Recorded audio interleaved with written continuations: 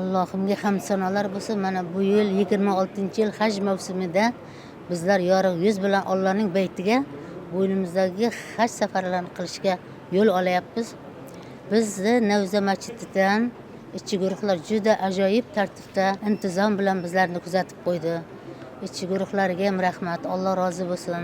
Yurtboshimiz prezidentimizga ham Allohim umrlarini uzoq qilsin. Shuncha ajoyib haj safarlariga bizlarga juda sharoitlar zo'r yaratib bergan. Biz xalqimizga, yurtimizga, kelajak avlodimiz yoshlarga biz Makkada, Madinada, Arafatlarda duo qilish uchun ketyapmiz.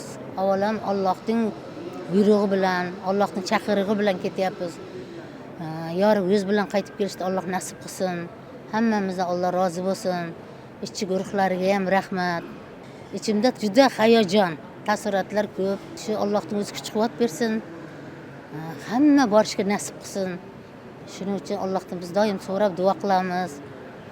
Osmonimiz musaffo bo'lsin, xalqimizda, yurtimizda tinchlik, xotirjamlik bo'lsin.